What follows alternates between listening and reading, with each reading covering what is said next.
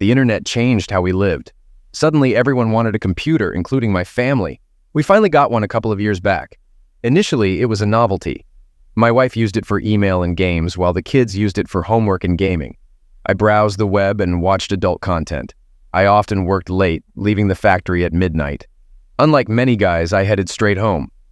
Alone in the quiet house, I'd sit at the computer. Eventually, I got bored and started reading stories online. I became intrigued by tales of infidelity. These stories made me suspicious of my wife. I started scrutinizing her behavior, even arguing with her. Despite her reassurances, I couldn't shake my doubts.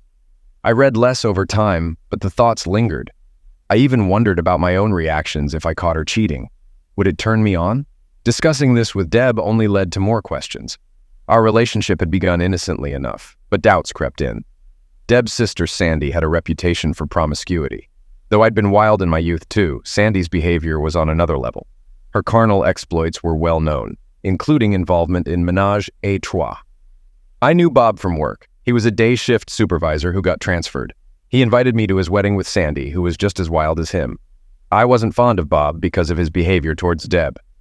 Despite Deb's reassurances, I made it clear I'd protect her from him. We agreed to keep our past relationships private due to jealousy. Our conflicting work schedules strained our marriage. I didn't want to encounter someone Deb had slept with. Nor did I want to admit I had been with her sister when our kids were young. Despite our differences, we managed to get along, though we didn't see each other much. Deb asked me to fix Sandy's leaking sink, knowing Bob was useless with repairs. I promised to take care of it on my way to work. While I worked, thoughts of Sandy's lifestyle as a possible wanton lingered, fueled by Bob's revelations. Despite Sandy's advances, I joked to keep things light. She didn't tempt me enough to risk my marriage. Arriving at Sandy's house, she greeted me provocatively. As I fixed the clog caused by eggshells and potato peels, Sandy hovered nearby, emphasizing her availability. "What are you doing, Sandy?" "I want you." "Stop it, Sandy. I'm trying to finish this job." She paused briefly, allowing me to complete the task. When I stood up, she persisted. "Are you going to sleep with me now?" "No, Sandy, I can't do that. Deb is your sister and I love her. I won't cheat on her, especially not with her sister." "Have you forgotten how it was in high school? Are you too good to sleep with me now?" "Sandy, please, I love Deb." "She doesn't know about our past together unless you tell her. You're a beautiful woman." "But I love Deb." "You foolish man. Either you'll sleep with me or I'll tell Deb you did it anyway. She'll believe me. After all, I'm her sister." "Why are you doing this? Why hurt us? Deb is your sister and she loves you." Sandy laughed. "My innocent sister thinks she's perfect. Let's see how she reacts when I spill the truth." "Sandy, don't do this. I won't have lovemaking with you. And I'll tell Deb about our past in school. I know she'll understand." Grabbing my tools, I declared I was finished with her sink. I left in my truck, my mind racing. Would Sandy lie to Deb? At work, I tried calling Deb, but she wasn't home. I left a message, expressing my love and the need to talk about her sister. The day dragged on, with my thoughts consumed by the impending conversation. By evening, I called home again, but no one answered. Deb had left with Sandy and Bob, leaving the kids with me. I decided to keep them overnight. "Is something wrong, Ray?" asked Deb's mom. "No, it's okay. If you see her, tell her I love her and I'll see her tonight. I have to get back to work." For me, it was one of the longest nights. I knew I had to confess about Sandy before I met Deb. Finally, my workday ended, and I headed home, bracing myself for the inevitable conversation. Pulling up to the house, I noticed Sandy's car parked in the driveway, signaling an imminent confrontation. Unlocking the door, I was met with a shocking sight. My wife, Deb, Bob, and Sandy in compromising positions. Anger surged through me as chaos erupted. Waking up in the hospital, I found Patrolman Gene Andrews by my side, explaining the events that had led to my injury. Confusion clouded my mind as I tried to make sense of the situation. "I see you're conscious now. I'm Patrolman Gene Andrews." "Where am I? And where's my wife? What happened?" "Take it easy, Mr. Harper. You have a concussion from a blow to the head with a glass vase. There was a fight at your home, and though charges were initially considered, they've been dropped. You're lucky. It could have meant 18 months in jail. What about the attack on me?" "Witnesses say you were in a scuffle with your brother-in-law when his wife intervened, hitting you with the vase to stop the fight. It was a single blow to halt the altercation. You should be grateful the charges were dismissed." "Where was my wife during all this?" When we arrived, she was ill from excessive drinking, according to your sister-in-law. You became upset with her, leading to a confrontation with your son-in-law, who was trying to protect her. Your wife doesn't recall much, only that there was shouting. If the charges are dropped, why are you here? My supervisor called when you weren't home yet and instructed me to wait for your statement. So, what happened? I have nothing to say. I wasn't going to broadcast that I found my wife with another man. I just lay there and said nothing. Okay, it's your call. The doctor says you'll need to stay until tomorrow. Consider yourself fortunate no charges were pressed. You're lucky, Mr. Harper. The officer departed, leaving me with a pounding headache. What now? I couldn't bear the thought of living with a cheating wife, but I needed answers. I phoned my sister to pick me up the next day. I couldn't rely on Debbie, not after this. As I waited for Amy to arrive, the phone rang. It was Deb. Should I come get you? We need to talk now that we're square. Square? What are you talking about? You cheated with Bob and you think we're even. Amy's on her way. I just want to grab my things and go. What do you mean leave? I was just evening the score for what you did, Deb retorted. I'm not discussing this over the phone. Amy and I will come to pick up my things, and we can talk then. I hung up and waited for Amy. She arrived shortly, and we drove to my house. I asked her to wait in the car to avoid any conflict. Knocking on the door, Deb answered. I inquired about the kids, and she mentioned they were at her mom's. Beginning the conversation, I addressed her response to my message. Did you listen to my voicemail? Yes. Sandy claimed you coerced her into having lovemaking. How could you? I didn't do that. That's why I left the message. I went to fix her plumbing and she made advances. I refused, but she persisted, threatening to lie to you about us. I don't believe you. She wouldn't lie to me. She's envious of our marriage and wanted to break us apart. Letting Bob sleep with you was part of their swinging lifestyle. They got what they wanted and our marriage suffered. No, that's false. I did it for revenge. You assaulted my sister, so I slept with Bob to even the score. Sandy even knew physical engaging details about you, like your uncircumcised state and the mole on your upper thigh. Your sister is promiscuous. She knew because I was involved with her in high school, like many others. I kept it from you because I liked you and didn't want to jeopardize our relationship. Then you said we should bury our past. I'm unsure what to believe. Sandy is my sister, and you're my husband. Instead of asking me, you let Bob. Did you really think raping your sister would fix things? You must have wanted him badly to believe them. But Sandy's claims... I don't care what your sister says. It's not just about Bob, it's about you not trusting me enough to discuss the accusations. If I had assaulted her, why didn't she report it? She didn't want to cause a family scandal, but she had no qualms about involving the police last night. She didn't cry maltreatment because it didn't happen. You can believe whoever, but this marriage is over. Why would you want to be with a rapist? No, you desired Bob and used me as an excuse. That's not true. I love you. Look up, love. It doesn't involve sleeping with others. I'll grab my things now and see you next week for the rest. I'm consulting a lawyer Monday to start the divorce process. Ray, hold on. This isn't how it was planned. Sandy said she forgave you and you'd forgive me. I only wanted revenge. No, you slept with Bob. And your sister. I grabbed my suitcase, packing a few things. What about the kids? Tell them what you want. I'm done with this. I'll arrange visits through a lawyer and Amy can help with the kids. I don't want to speak to you again. I left. Amy drove me to a budget motel. On the way, I told her everything. She knew I was truthful. Weeks passed. It was tough. I worked extra for expenses, found a cheap place and ate out mostly. In the divorce, assets split equally. Child support didn't bother me. I love my kids. I miss Debbie, but know it's over. Attended school events, avoiding Debbie's family, saw my kids weekly. Deb called often. I listened about kids, but hung up when she brought up us. Visited Amy's for dinner and played with kids. Sandy stuck to her story, leaving Deb torn. I had no proof. It was my word against Sandy's. Deb believed her, which hurt the most. One afternoon, the school called saying Kyle wasn't well. I fetched him and found he had a cold. I informed Debbie, who taught middle school, and she said she'd come home soon. After checking Kyle's temperature, which was slightly elevated, I waited with him. An hour later, Debbie arrived. As she went to check on Kyle, the phone rang. Without thinking, I answered. It was Sandy. "What are you doing there?" she asked. "Well, look who's calling the shots. Kyle was sick, so I brought him home. Thanks for ruining our marriage." I recorded the conversation, forgetting the answering machine was on. "Is he okay?"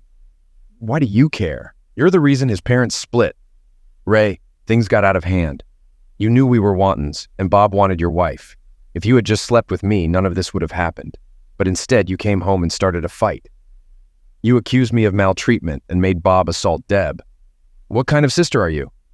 Bob didn't force her. She willingly slept with him, and she'd probably do it again. She was drunk, and you filled her head with lies, then watched your husband violate her. Ray, you can't prove anything. I warned you Deb would believe me. If you need action, call me. Tell Deb to ring me later. Hope Kyle feels better. She hung up and I turned off the recorder. Debbie asked who called, and I told her it was Sandy. Your angel sister, who never lies to you, I replied.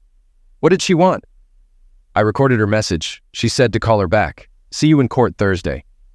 I guess it's our Freedom Day. Don't forget to listen to the message, I said, heading to my truck. My phone rang persistently on the way home, about 10 times. When I finally answered, it was Debbie apologizing, claiming Sandy told her the truth about not being maltreatmented.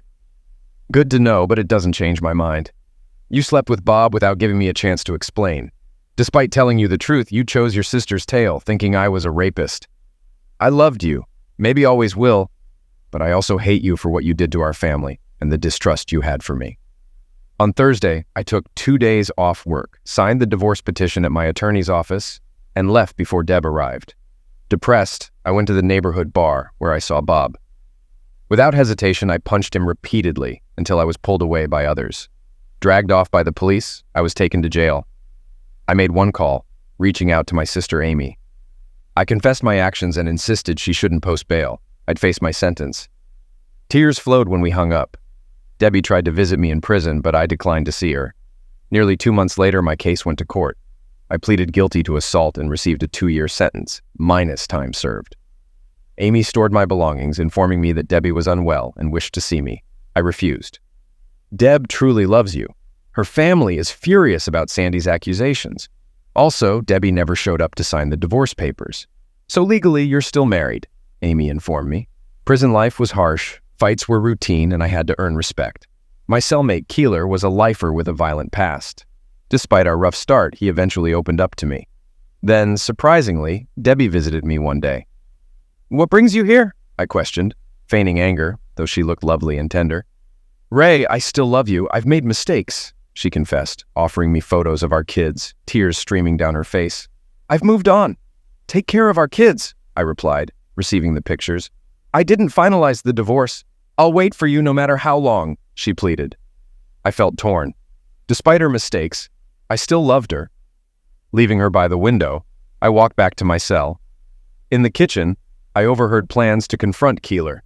Without being a snitch, I informed him, hoping to save a life.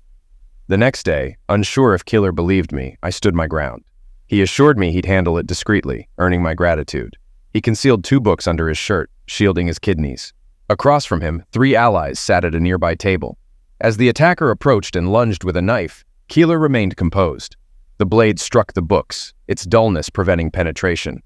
Keeler's comrades subdued the assailant until guards intervened. The attacker was isolated, while Keeler resumed his meal unfazed. It was astonishing how Keeler remained composed. He confided in me regularly after the incident. Despite his tough exterior, he was a different person behind bars. Keeler inquired about my family, sharing his own story of estrangement. His daughter Angie remained loyal, though he protected her from prison life. He cherished her deeply, proud of her career as a lawyer. I recounted my ordeal with Sandy and Debbie to Keeler. Do you still love her? He asked. Yes, but I can't forgive her, I replied. Keeler urged me not to hold on to grudges, sharing his own regrets. His words left me pondering my future upon release. Without a job or family, what would I do? The following month, Debbie visited me again, her eyes teary but smiling. She handed me drawings from the kids, portraying us as a family. They miss you, Ray, and I miss you terribly. Can you forgive me? Can we rebuild our family? I've cut ties with Sandy and Bob. I regret not trusting you, I confessed. Doubt lingered. Would she believe me if faced with accusations again? Deb, I want to forgive you, but it's hard. Seeing you with Bob is etched in my mind. Did you have feelings for him? No, I despised it. I felt sick when you walked in. I regret my actions deeply. I only want you, Ray, the father of our children, she pleaded. Weeks later, Amy visited with unsettling news. I saw Sandy and Bob together at the house. I don't know why. I thought you should know. Confusion swirled. Had Deb lied again? I was ready to forgive, but now doubted her honesty. I needed to understand why Deb was reconnecting with Susan and Bob. A month later, Killer and I spoke, and he expressed gratitude for my past help.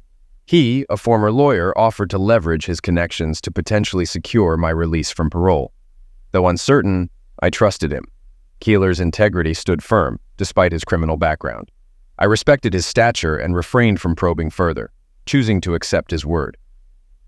A few weeks later, I was summoned to the warden's office for the parole board meeting. The prison governor was the first to address me. "Mr. Harper, we have a parole application for you. After reviewing your file, we noted your initial struggle to adjust. Is that accurate?" "Yes, sir. I found prison life challenging, but I tried to adapt." "If released earlier, where would you have lived and worked?" I had to think quickly, realizing the importance of my response. "Well, sir, my sister and her husband offered me a place to stay, and my previous employer expressed willingness to rehire me." "Aren't you married, Mr. Harper?" "Yes, sir, but we were in the process of divorce when I was sentenced. I'm uncertain about our future." "We appreciate your candor. We knew about your marital status and wanted to gauge your honesty." "Regarding recidivism, we're cautious about early releases. I assure you, I'm committed to staying out of prison." "Return to your cell, Mr. Harper. We'll notify you of our decision by month end."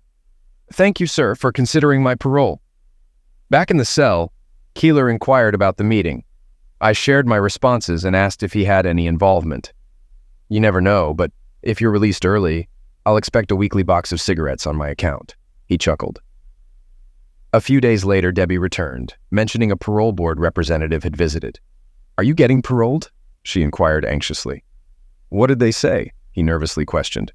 "They asked about our living arrangements, and if you'll be staying here," she replied, adding, "I'd love to have you back." Changing the subject, he queried about her interactions with Sandy and Bob. "She's my sister. I don't see her much," she responded defensively. "And Bob?" he pressed. "Why all the questions?" she retorted, visibly uneasy. "You promised not to see Sandy, yet they were here together. Did something happen with Bob again? Tell him when I'm out, I'll settle things. And if you're having fun with him in the meantime, I'll deal with it," he asserted. Deb hastily exited the room, confirming his suspicions. He phoned his sister Amy, informing her of the encounter, and she assured him of her support. "Did the parole board contact Mr. Parker about my job?" he inquired. "Yes, they did. He said you could return. You were one of his top employees," she reassured. "You've given me hope," he acknowledged gratefully. "They mentioned you're likely to be released next month. Considering you have a place to live and a job," she added tearfully. Amy's words buoyed his spirits. I received a call informing me of my upcoming release next week. They provided the name of the lawyer handling my case and instructed me to report to the agency promptly after my release. It puzzled me why I had to meet with a lawyer instead of a parole officer. However, I learned that the law firm facilitated my release, handling paperwork, explaining my parole terms, and arranging a meeting with a parole officer. I expressed gratitude to Keeler, remembering our agreement about the cigarettes. Regardless of his involvement in my parole, the prospect of freedom was worth a weekly box of cigarettes. As I stepped outside the gate, my sister Amy awaited me tearfully. We shared a hug and a brotherly kiss. Inside Amy's house, her husband welcomed me warmly. Amy mentioned that Debbie, after consulting with a lawyer while I was incarcerated, had initiated the divorce proceedings. It seemed my suspicions about Deb were confirmed. Yet now, I was a free man. Knowing I needed to arrange visitation with my kids, I called Deb's house beforehand to ensure she was available. I clarified that I sought no trouble and suggested we discuss arrangements on her porch. Reluctantly, she agreed, warning of involving the police if there was any disturbance. As I arrived at the house, my children rushed to me, shouting, "Daddy! Daddy! You're back!" I embraced them tightly, feeling the depth of my longing for them. After a brief chat, I urged them to ride their bikes, recalling how their mother and I used to watch them from the porch. "Debbie, these kids are mine too. I want to be a part of their lives," I asserted, frustrated by her dismissive attitude. "I was willing to forgive you, but you went back to Bob and Sandy. I won't tolerate exposing my children to their lifestyle," I warned sternly, emphasizing the seriousness of my intent. Debbie insisted she wouldn't subject the kids to that lifestyle and claimed she had changed. "Actions speak louder than words," I reminded her skeptically. After bidding my kids farewell, I discussed their well-being and promised to spend more time with them once I found a nearby apartment. As I left, a sense of unease settled over me, knowing I needed legal guidance in this complex situation. I hadn't spoken to the lawyer who secured my parole. Approaching the receptionist, I presented the card from the parole board. "May I see Mr. A.J. Brady, please? I have an appointment. I'm Ray Harper," I stated. The receptionist assured me Brady would see me shortly and directed me to take a seat. While waiting, I wondered if she had said Miss Brady. The card indicated A.J. Brady, so I assumed it was a man. Lost in thought, I was taken aback when a stunning woman in a dark blue suit approached. She greeted me with a smile, dimples, and shoulder-length dark hair. As she extended her hand for a handshake, she introduced herself as A.J. Brady. "Ray Harper, I presume," she said. "I've been asked to review your case. From what I've gathered, you didn't receive fair representation. Let's discuss further in my office," she added, instructing the receptionist to hold calls. "Yes, Miss Brady," the receptionist responded. I followed her into her office. If she had asked, I would have followed her anywhere. She was strikingly beautiful. "Well, Mr. Harper, we finally meet," she said. "Please call me Ray," I replied gratefully. "I owe you my life, but I'm curious, why me?" "A friend of mine asked me to look into your case," she explained. "Your lawyer failed to mention key details like your recent divorce and extenuating circumstances.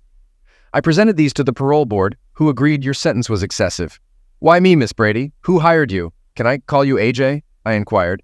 "Look, Ray, a friend asked for my help and I delivered. Knowing who hired me isn't crucial. And yes, you can call me AJ," she replied. "There are some things we need to discuss." "Would you join me for lunch?" I asked. "I don't usually meet clients outside the office," she replied. "It's not a date, just lunch," I clarified. "All right, Ray, let's call it a business meeting over lunch," she agreed, flashing a smile. "I'll let Mary know we're leaving, and then we can go." I watched her rise. She exuded a rare blend of charm and professionalism for a lawyer. We dined at a tranquil restaurant. Over lunch, she briefed me on meeting my parole officer, regular visits, adherence to rules, and staying clear of trouble. "Angie, share something about yourself," I requested. "Ray, discussing my personal life with a client wouldn't be appropriate," she responded. "Your smile is captivating," I complimented, prompting her blush. "Tell me about your legal background," I persisted. She revealed her scholarship-acquired law degree and experience in criminal law. As we ate, Angie lingered in my thoughts. "Will I see you again?" I inquired. "Return next week for paperwork with your parole officer." "We can have lunch then," she agreed, softening slightly. After lunch, we returned to the office. When she extended her hand, I held it briefly, pondering her thoughts. We bid farewell, and I eagerly anticipated our next lunch. Her secretary's smile hinted at the rarity of such interactions, a testament to Angie's uniqueness. I returned to work, swiftly completing tasks as if it were second nature. My colleagues seemed to regard me with newfound respect, and no one dared to challenge me. For 2 consecutive Mondays, I met with Angie, initially maintaining a professional relationship. However, by the 4th week, she informed me that our business collaboration had ceased. "Are you still my lawyer?" I inquired. "Certainly. Call me if you encounter any issues," she assured. "Angie, I regret to inform you that I must terminate our arrangement," I confessed. "Terminate? After all I've done to assist you?" she exclaimed. "Yes. I desire more than a professional connection. I want to take you on a genuine date. Get to know you better," I expressed. "Ray, I'm conflicted. There's an attraction, but what will people think?" she pondered. "I don't care about perceptions. Just join me once. If it doesn't feel right, we won't repeat it. Let's follow our hearts," I urged. After hesitation, she reluctantly agreed. "I'll go, but don't expect anything more," she cautioned, surprised by her own words. Angie agreed, and on Saturday, we took a drive. I borrowed a car from my sister, opting not to use my old truck. Arriving at her townhouse, I was greeted by a stunning woman as she opened the door. Despite individual perceptions, to me, she appeared breathtaking. Resisting the urge to embrace her immediately, I reminded myself to act as a gentleman, though it wasn't easy. At a fancy restaurant, we enjoyed wine followed by dinner. Afterward, we conversed while listening to music. "Angie, tell me about yourself. Where did you grow up? I noticed your last name differs from your father's," I inquired. "You know my story, Ray. My parents' relationship was troubled, ending in my father's incarceration for the past 14 years. Raised by extended family, I, the youngest, was only 14 when it all unfolded.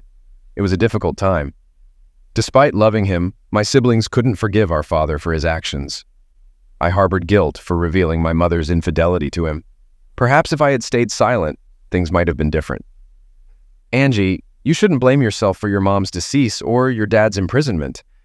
You were just a child trying to do the right thing, I reassured her. After my father was incarcerated, I resolved to attend college and pursue a career in law, hoping to assist him with a lighter sentence. That's why I specialized in criminal law. Despite my efforts, there wasn't much I could do for him, Angie explained. As for your question about my marital status, I wasn't married long, and it's not something I want to discuss, she replied with a smile. Ray, can we table this conversation for another time? I'm enjoying our evening together, and I'd rather not dwell on these topics. Would you like to dance? She suggested. I'm not much of a dancer, but I'd love to hold you close, I responded. As we danced, I embraced Angie, cherishing the moment. Ray, I have trust issues, especially with men due to my social circles. I'm just being upfront with you. If it weren't for my father's intervention, I might not have agreed to this date, Angie admitted. I'll make sure to send your father some extra cigarettes. Angie, you mean a lot to me, and I'll do whatever it takes to earn your trust. If I overstep, just let me know, and I'll respect your boundaries, I promised. When I dropped her off that night, I kissed her at the door, leaving her in silence. She kissed me again and leaned back. Can I come in, Angie? Not today, Ray. It's too soon. Maybe next Saturday? That could work. Give me a call on Thursday. I returned home, filled with happiness. We got together the next 2 Saturdays. During our time together, she opened up more. Ray, I want you to know me better. If we're going to keep seeing each other, I won't hide anything. I've been married before, as I mentioned. It happened during my freshman year of college. My boyfriend and I thought we were in love, so we got married after I got pregnant. But we soon realized we were too young, and the marriage failed. I had a mishap, and we ended up divorcing. I kept the last name Brady to distance myself from my maiden name Miller, as my father insisted. I felt relieved that she trusted me with her story. She asked about my kids, expressing interest in meeting them. I had already told them about her, and my daughter was eager to meet her. Angie, would you like to join us? My sister is hosting a family barbecue next Saturday, and you're invited. It would mean a lot to me if you came. I knew it was a significant step for us. She avoided eye contact, indicating she understood the importance of this invitation. After a deep breath, she looked at me and kissed me passionately, a first for us. Pulling back, she took another breath. Okay, Ray, I'll come. What can I bring? I wasn't sure what women typically brought to these gatherings, so I suggested Amy could discuss it with her. When I informed Amy about Angie attending the party, the guest list expanded. Everyone wanted to meet her. My parents, cousins, aunts, and uncles all showed up. Angie offered to make potato salad. Amy mentioned how sweet Angie sounded on the phone, hinting at her hopes for our relationship. Every weekend, I visited Deb's house to pick up my kids. We'd either hang out at Amy's or do something fun together. I asked about their mother respectfully. Kyle mentioned she was dating a man, which concerned me initially. But Kayla reassured me. He was their school teacher named Pat.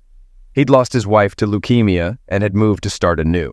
He had a daughter their age, whom Kyle and Kayla liked. I need to tell you something, Deb. Your deceit and infidelity destroyed us. If you value this man, treat him right. Most importantly, be truthful with him. Don't repeat the same mistakes you made with us. Pat cares for our children and treats them well. He's aware of your existence and acknowledges you as their father. I hope things work out for us. I hope I haven't tarnished your future relationships. Ray, you're a decent man, and I believe you'll find the right partner. I'm just sorry for the pain I caused you.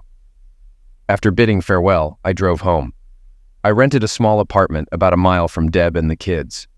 Opted for a 2-bedroom place so the kids have a spot when they're with me. I still swing by Amy's a couple times a week, usually for a meal, but I enjoy visiting them too. As the barbecue day arrived, I felt anxious. Waiting outside, I felt immense relief seeing Angie's car pull up. She greeted me with a smile, offering a bowl of potato salad. Make sure to have some, she teased. She looked stunning. I couldn't see her any other way. Being with her made me feel elated. I realized I'd fallen for her, even though we'd only shared kisses. Some things you just know.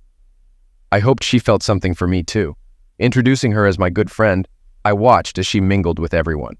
Mom and Dad instantly took a liking to her. Dad even quipped, "Don't let her get away, Ray. We already adore her and we barely know her." Angie glanced at me and smiled. When I introduced her to Amy, their mutual glance seemed like positive reinforcement.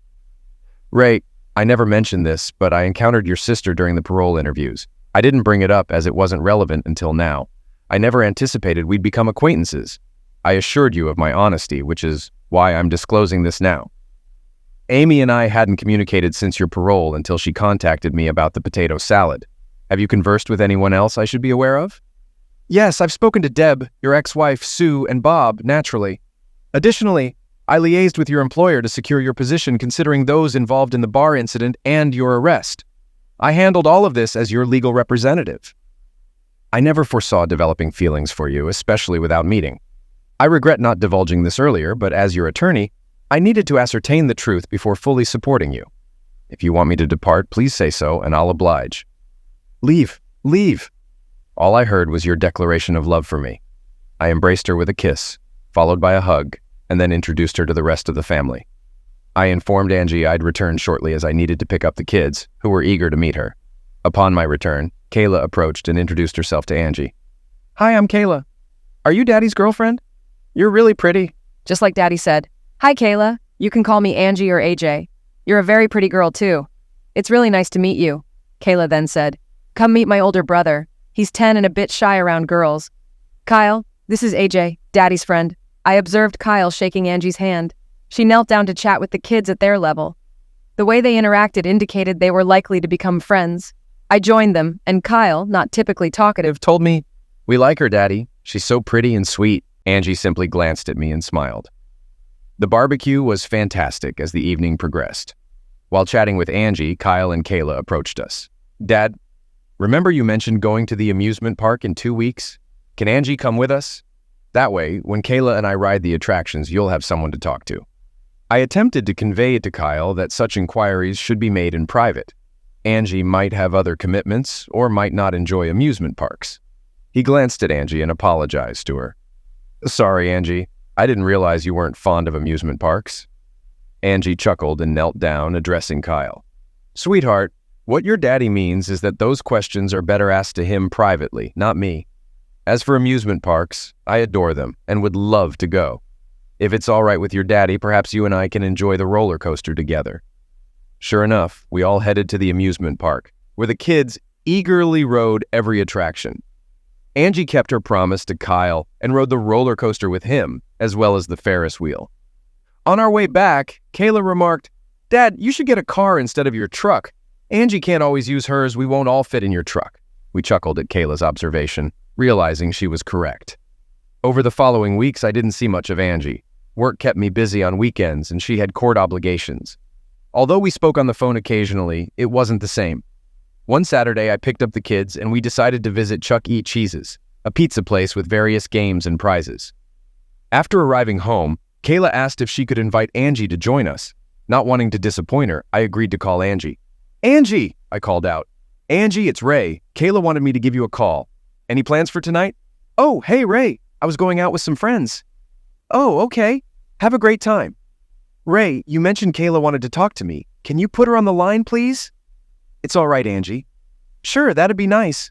Could you pass the phone to Kayla? I could only hear one side of the conversation. Hey, Angie, Dad's taking Kyle and me to Chuck E. Cheese's for pizza and games. We thought you might want to join us. Yeah, okay. I'll let him know we miss you too. All right, bye. I felt bad for Kayla. I'm sorry, honey, but Angie already has plans. What do you mean, Dad? She said she'd be here in half an hour. She mentioned she's getting a car, so she doesn't always have to use hers.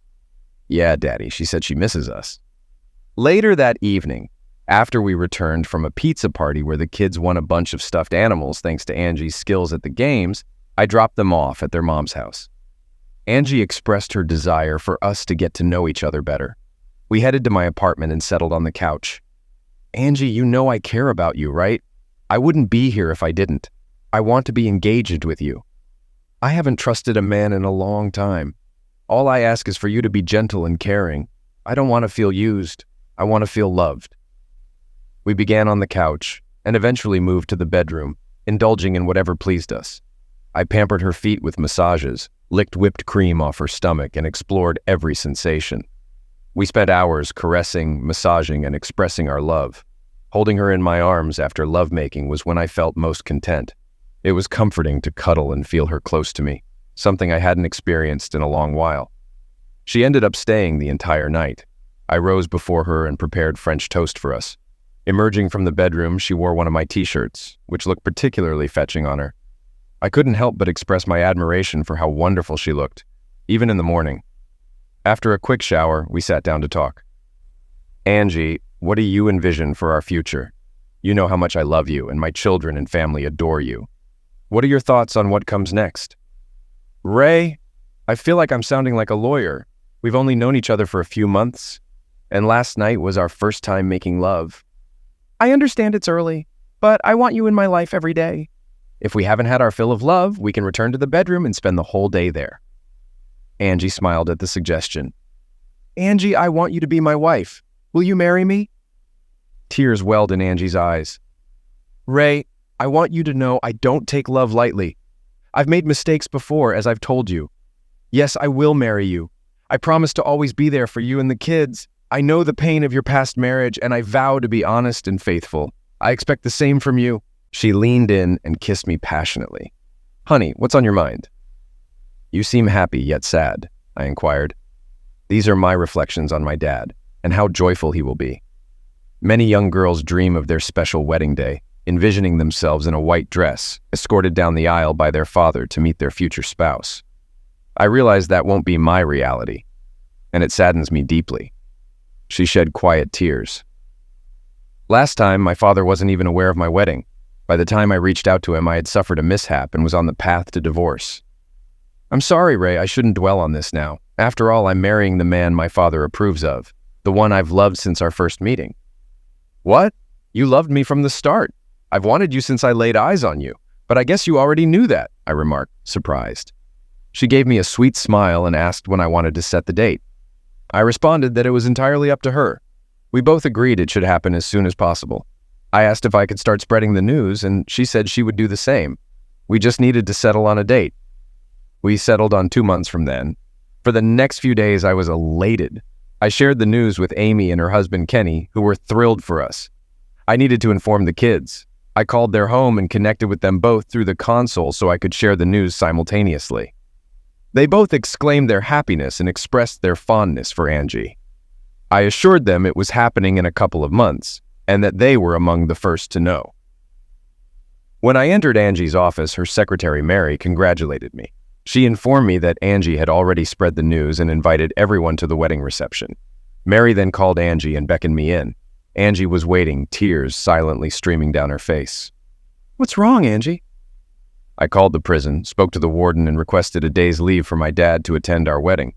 He informed me that my dad is prohibited from leaving the prison under any circumstances. His life sentence is final. He expressed regret, but said there was nothing he could do. I'm deeply sorry, Angie. I understand how much your father's presence means to you. It's deteriorating, Ray. Despite being in remission, Dad's cancer has resurfaced. He has 3 to 6 months left. Tears welled in her eyes, and I enveloped her in my arms. Why, Lord? Why put her through this? She's a good soul. My heart ached for her. Angie, I've been buying cigarettes for your dad since I got out. It was a deal between us. I'm sorry. It's not your fault. Dad doesn't smoke anymore. He uses the packs sent to him to trade with other inmates. You didn't cause his cancer. An idea sparked in my mind, but I hesitated to share it with Angie, not wanting to extinguish her hope. I kissed her goodbye, promising to see her the next day. I skipped work and headed to the prison to meet Keeler and the warden. Keeler greeted me with a smile. You take care of my girl, Ray. Just make her happy. She deserves better than what life's thrown her way. I pitched my idea to Keeler, met with initial resistance, but eventually secured his agreement pending the warden's approval. I bid him farewell, heading to the warden's office. The warden welcomed me. Well, Ray, I see you're staying composed and getting hitched. Sorry about Keeler, but as a lifer, we can't release him for his daughter's wedding. Warden, are you fully in charge here, making most decisions? What's your angle, Ray? Can we hold the wedding on the hotel premises, use the chapel, and Keeler can walk his daughter down the aisle? You want to marry here in prison just so her father can attend? That it? Yes, sir. She hasn't seen him in over 14 years, and he's on his end of the rope. We only need the chapel for the ceremony. I know weddings have happened here before. All right, Ray. I'll arrange it. Keep it small. You can invite 3 guests besides yourselves. Let Keeler bring some fellow inmates. You'll need a prison attendant. I expressed gratitude to the warden and hurried back to Keeler. "Dave," I called him by name, and he chuckled. The warden green-lighted the plan. "I'm off to tell Angie." "Thanks, Dave. It means the world to her." He smiled. "Ray, jot down this number." I noted it down for Angie. "When you visit the bank, ask Angie to bring her birth certificate. The account is registered under her maiden name." I jotted down, expressing sympathy for Dave's illness. "Just look after my little girl, that's all I ask," Dave responded. Returning to Angie's office, she noticed my smile and inquired what was happening. "You don't mind getting married in prison?" I questioned. "What? What's this about, Ray?" I recounted my conversation with the warden, mentioning that her father would be permitted to walk her down the aisle. Tears of joy welled up in her eyes. "God, I love you, Ray." I informed her about the safety deposit box, and we proceeded to inspect its contents. "I'm Angelina Juanita Miller, and I'd like to access my safety deposit box," Angie informed the attendant, who examined her birth certificate. He escorted us to the safe deposit box, unlocked it, and exited the room. The first thing we noticed was a note from her father. "Dear Angie, if you're opening this box, it means you're either getting married or I've already passed away. I hope it's the former. In the little box is your mother's engagement ring. I know everyone wondered where it went, but I put it here for safekeeping. I want you to have it and wear it with pride. Your mother had her faults, but she loved you, and I know she would want you to have her wedding ring. There are also bonds here, totaling over $15,000 that will help pay for your wedding. I formalized them before I was sent away. When you see your brother and sister, tell them there's a box for each of them too, if they haven't gotten theirs yet. Only yours has a ring in it. Congratulations, and always be honest with your husband. With love, Daddy." Angie and I discussed our wedding plans, opting to invite her brother Brad and sister Lisa, along with my sister Amy. We plan to extend invitations to family and friends for the reception, scheduled shortly after the ceremony. Angie and Amy dedicated the following month to preparing for the event, although it incurred additional expenses due to the short notice. However, I was determined to fulfill as much of Angie's dream as possible. Amy volunteered to capture the event with her digital camera. We visited Angie's siblings, where she introduced me to them. They clarified that while they didn't harbor animosity towards their father, they disapproved of his actions. Angie elucidated the significance of the wedding and the circumstances surrounding it, leading Brad and Lisa to tears upon learning of their father's terminal condition. After agreeing to attend, Angie provided them with their bank deposit box numbers, revealing their father's unexpected provisions. On the wedding day, Angie and I drove to the prison together, accompanied by Amy and her husband, who waited in the car. Upon our arrival, I arranged for a costume for Keeler, delivered by a guard, while I donned the rented tuxedo. Amy assisted Angie with her wedding attire in another room, as Angie preferred I not see her until the ceremony. Inside the chapel, I awaited Angie's entrance alongside Brad and Lisa, who would serve as my best man and Angie's maid of honor, respectively. A prisoner played the piano, setting a solemn atmosphere, while additional prisoners, friends of Keeler Dave, were seated. The warden, accompanied by the priest, announced refreshments after the ceremony, displaying unexpected kindness. As "Here Comes the Bride" filled the chapel, everyone rose to their feet. Angie entered, escorted by her father, tears streaming down both their faces. Angie's wish had been granted. Her father would walk her down the aisle on her wedding day. Once they reached the front, the audience took their seats, leaving only the small wedding party standing. Another guard entered and shut the door. The priest inquired, "Who presents this woman to marry this man?" "Yes, sir," Dave responded proudly before taking his seat. "Angelina Juanita Miller Brady, do you accept Raymond Michael Harper as your husband?" The priest proceeded with the ceremony, posing the same question to me. We both solemnly affirmed, "To love and cherish from this day forward." It reflected our mutual commitment. Nothing would ever come between us. With challenging pasts, we were determined to make our marriage succeed. After exchanging vows, I kissed the bride. Angie then embraced and kissed her father. We adjourned to an adjoining room to chat briefly and partake in cake and punch provided by the warden. Brad and Lisa approached their father, embracing him for the first time in nearly 15 years. Tears flowed, mingling joy with remorse. Aware of their father's terminal condition, they sought to reaffirm their love for him. Amy documented moments throughout the ceremony, capturing heartfelt interactions among Dave and his children. Her photos, encompassing tears, embraces, and even some laughter, were swiftly developed and enlarged at a 24-hour photo center. Expressing gratitude to Dave and the warden for fulfilling Angie's wish, We bid them farewell. As we departed, Brad and Lisa were still engaged in conversation with their father, a heartening sight. Returning to town for the reception, we were greeted enthusiastically by all our invited guests. Kyle and Kayla eagerly embraced us upon our arrival, their excitement palpable. Entering the auditorium, we were met with jubilant cheers. Tears welled in the eyes of my parents and nearly everyone who greeted us. Angie's friends, many unfamiliar to me, also welcomed us warmly. Notably, Mary approached, offering hugs of congratulations. Around 30 minutes later, Amy arrived with the photographs. She enlarged several of them and laid them out on the table for everyone to view. Brad and Lisa stopped by to collect their families. Brad was accompanied by his wife and 2 children, while Lisa was with her husband and 3 children. They all gathered around Dave's picture, explaining to the kids that he was their grandfather. Amy informed them that she had taken 4 sets of photos, and after the reception, each family would receive 1 set to take home. There was one for Brad and Lisa, one for Angie and me, and naturally, one for Amy. I must mention how stunning Angie looked in her wedding gown. If she had wings, she would have resembled an angel sent by God. She was the most exquisite woman I had ever seen, and now she was my wife. I believe most men feel similarly about their wives. We danced, dined, and danced some more, accompanied by the clinking of glasses. Our lips were practically inseparable throughout the evening. Colleagues at work told me I was incredibly fortunate, but trust me, I didn't need to be reminded. I knew I had found something precious, and I intended to cherish it forever.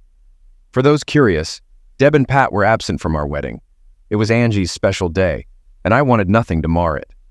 Witnessing her and her father walking down the aisle, seeing her brother and sister reconcile with their father, and witnessing the family coming together once more. These are moments I will never forget. Update. It's been 6 months since our wedding. Debbie and Pat tied the knot last month. I'm glad to see Debbie making a genuine effort to turn her life around. My kids report that Pat is treating them well. I inquired about Aunt Sue and Uncle Bob, and my kids informed me they relocated to another state. I transitioned to the day shift to spend more time with the kids and be home with Angie every night.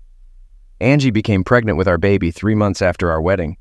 Dave Keeler passed away. The kids visited him monthly until his passing.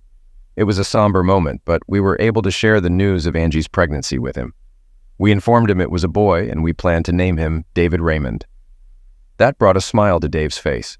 Reflecting on everything, the betrayal of my cheating wife, meeting the woman of my dreams in prison, and marrying her, I realize I'm starting anew and preparing to become a father once more. Not a day passes without me thanking God for all I have. I'm grateful for the opportunity He's given Angie and me to find happiness again. That's all.